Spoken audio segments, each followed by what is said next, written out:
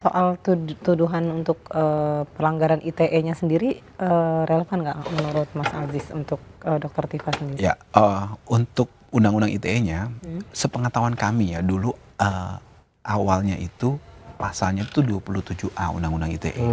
Nah, itu memang menurut hemat kami masuk kualifikasi yang Undang-Undang ITE untuk delik aduan. Akan tetapi kita agak kaget ketika mereka memasukkan pasal lain yang bukan delik aduan, yaitu pasal 32 ayat 1, pasal 35, dan juga pasal 28 ayat 2 Undang-Undang ITE. Yang lebih kita tambah kaget, mereka menghilangkan pasal 27A itu dalam pandangan kami ya, karena tadi berkeyakinan seperti itu, kami menduga seperti itu, dan kemudian memasukkan delik-delik umum di situ. Delik-delik umum yang menurut saya juga kalau dituduhkan kepada Dokter Tifa nggak masuk. Contoh, saya kasih contoh. Ada pasal 32 ya Undang-Undang ITE.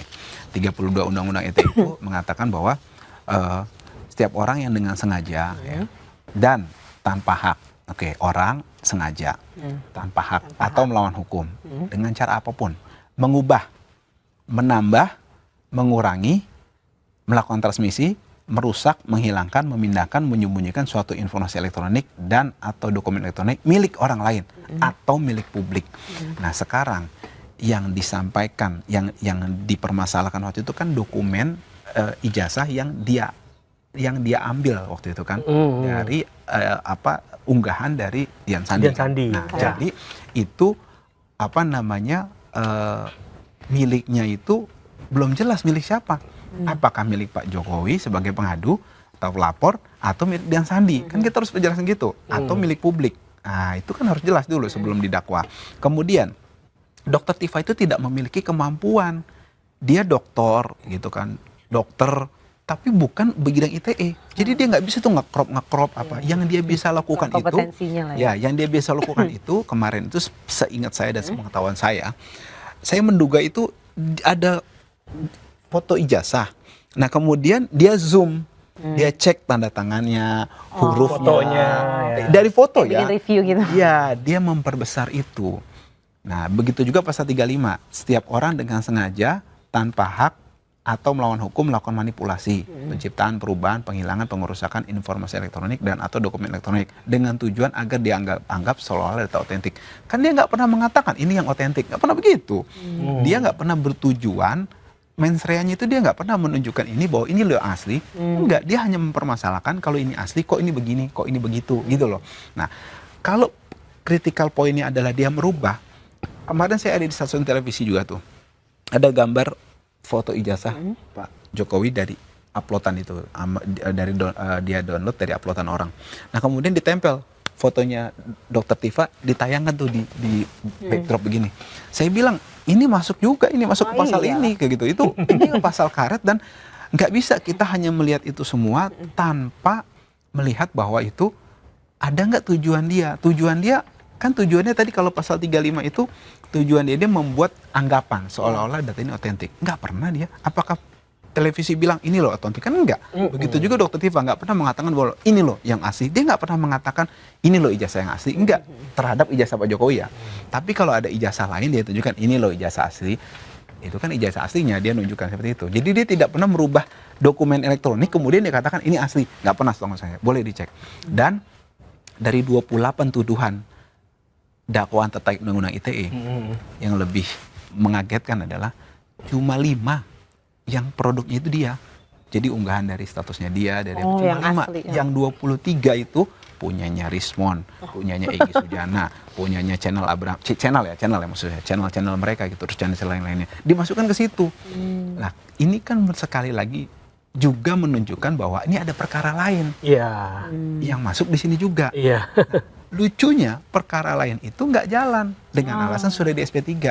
Padahal secara hukum ada Mas juga namanya asas similia similibus. Artinya perkara yang sama itu harus putus dengan cara yang sama juga. Nggak bisa yang satu diberhenti, yang satu jalan. Nggak bisa seperti itu secara asasnya. Dan juga ada sifat dari dakwaan. Nah, ini yang jadi bahan kita juga nanti besok. Saya bocorkan juga. Sifat dari dakwaan itu ada asasnya bahasa Belandanya itu ondelbarheid van klacht. Jadi tidak terbagi-bagi tuh aduan. Jadi nggak bisa Pak Jokowi mengadukan yang ini, yang ini Yang udah, ini nggak. yang ini Iya, saya berhentiin. bisa yang ini pilih-pilih ya kalau gitu nggak. nanti. Bisa pilih-pilih begitu, padahal kan dia mengadu keseluruhan. Dakwaan yang 28 itu masuk semua.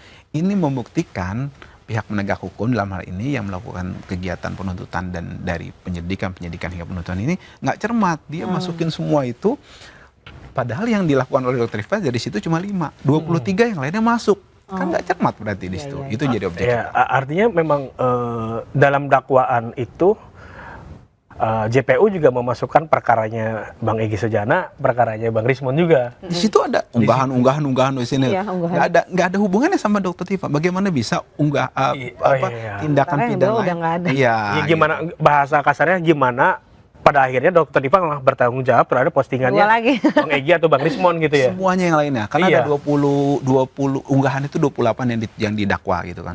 Yang dipermasalahkan, sorry. Nah, dari 28 itu yang Dr. Tifa lakukan cuma 5. Sisanya 23 bukan dia yang melakukan. Tapi harus Bukan ditanggung. dia melunggah. Iya, jadi seolah-olah menanggung dosa Iya. semuanya. Dan dia sekali lagi tidak pernah loh manipulasi itu. Jadi kemarin kalau argumen dari JPU atau dari pihak-pihak pendukung Pak Jokowi bahwa dia melakukan ini loh waktu acara itu dia mengedit. Gimana dia mau edit? Kan di acara dia berdiri tuh, dia hanya menampilkan apa yang di situ, dia teliti di situ. Dan itu sekali lagi ini juga masuk ke ini kita juga. Itu adalah bagian dari analisis keilmuan dan observasi dia yang seharusnya ya dilindungi oleh asas kebebasan akademis dan juga hak imunitas dari ahli. Jadi nggak bisa dong kalau begitu besok ada orang membahas sesuatu keahlian dia, kemudian ada orang nggak terima dipidana dengan hal yang menurut saya tidak bagus dan tidak sesuai dengan due process of law itu orang jadi menegakkan hukum itu like and dislike gitu, bukan karena dia melanggar hukum. Iya. Kalau misalkan apa yang dilakukan Dr. Tifa itu beneran melanggar hukum, berarti kasihan mahasiswa kita yang skripsi meneliti film, meneliti buku, meneliti Bisa karya kena lain, bisa kena juga tuh dikira mengedit dan memotong-motong karya orang, menyimpan orang gitu kan. Iya. Jadi yang ditonjolin itu hak imunitas peneliti ya. Iya. Antara lain kita sampaikan juga di perlawan Itu kita. kepentingannya untuk penelitian. Ya berarti Dia itu meneliti kan gitu. Dan yang diliti itu bukan ijazah Pak Jokowi loh, tapi unggahan dari Dian Dian Sandi. Sandi gitu. Berarti dan ijazahnya pun nggak berubah kan, ijazah aslinya itu masih Sama aja. Bagaimana bisa kita menuduh satu dokumen itu, tapi kita nggak pernah tahu itu dokumen. Yang kita permasalahkan itu adalah yang mengatakan ijazah itu asli, kemudian diupload oleh yang bersangkutan itu tuh oleh Iya. Itu nanti dakwaannya akan dilakukan Kamis ini. Perlawanan terhadap dakwaan. Yes, betul, yes. Oke, kita tunggu Kamis ini ya. Ya, Jam berapa? Jam 9 mulai. Jam 9 di PN Jakarta lihat Timur. Kita lihat aja perlawanan Dr. Tifa apa yang bakal dilawan ya Dr. Tifa Kamis nanti gitu. Tapi kita geser nih Bang soal beda strategi antara Bu Tifa dan Mas Roy soal persidangan ini. Bu Tifa sendiri memutuskan nggak mau mengajukan pra peradilan. Mas Roy mengajukan dan akhirnya menang kan sebagian gitu. Tapi alasan kita backstory sebentar deh. Alasannya Bu Tifa nggak mau pra peradilan tuh seperti apa, Mas? Ya, alasannya yang jelas alasan strategi. Jadi memang Dr. Tifa berkeinginan untuk perkara ini lekas kemudian diproses sidang secara hukum, kemudian dari situ diharapkan kehadiran Pak Joko Widodo dan juga ijazahnya. Nah, dia ingin cepat selesai lah. Kan duluan lah istilahnya. Ya, kemudian juga pertimbangan bahwa tidak ada penahanan dari pihak kejaksaan dan itu dianggap satu hal yang bagus. Jadi dia tidak ingin berkonfrontatif lebih lanjut dari sisi administrasi hukum. Itu dari pandangan kami ya, tim kuasa hukum memandang keputusan dari prinsipal kami dan keputusan buat dari tim kami sebenarnya. Intinya nggak mau ribet bahasa simpel Cewek gitu. emang nggak mau ribet sih. Ya bobo cewek lo gitu.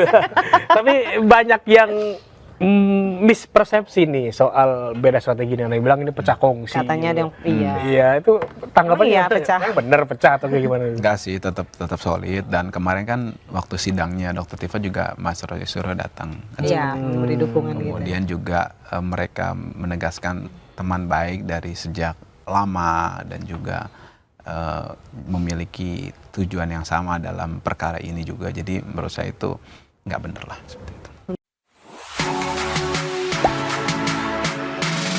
Gak sempet baca? Dengerin aja, klik icon text to speech di okezone.com.